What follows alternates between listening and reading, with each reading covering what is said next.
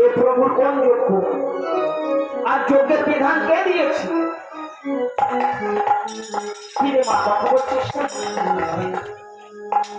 এবার কথা বল।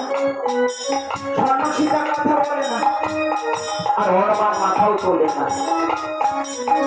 হনুমান বলে কি রে মা, পুত্র হাজার দোষ করতে পারে, তাই বলে কি পুত্রের সঙ্গে মাথা কথা বলে?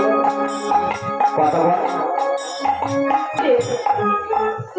প্রভু রামচন্দ্র নিকটে এসে বলছে, প্রভু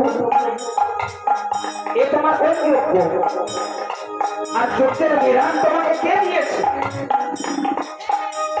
তুমি তো যজ্ঞের সর্বশ্রেষ্ঠ, অযোগ্য মন্ত্র মানিয়ে কোন যজ্ঞে ব্রতী হয়ে তুমি এই যজ্ঞ বেদি পরে উপবিষ্ট? রামচন্দ্র বলে, হনুমান শান্ত হও,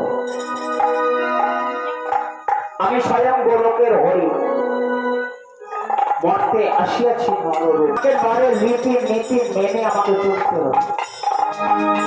আমি যদি এই ব্রহ্মহত্যা পাপ হতে মুক্ত না পারি, তাহলে এই নর সমাজে প্রত্যেকটা নর নারী একের পর এক পাপে পরিপূর্ণ হয়ে যাবে।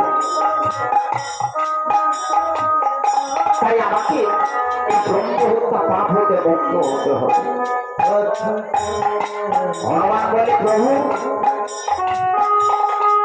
আমি ওই মায়ের সঙ্গে এত সময় কথা বললাম, মা আমার সঙ্গে একটু কথা বললেন।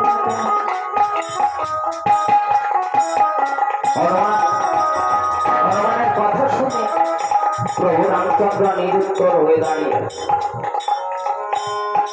হনুমান বলে, কি হলো প্রভু, তুমি আমার কথার উত্তর দিচ্ছ নাকি? আমার মা আমার সঙ্গে কথা বললে না কেন? রামচন্দ্র বলে, হনুমান উনি তোমার মা নয়। বলে, তাহলে উনি কে?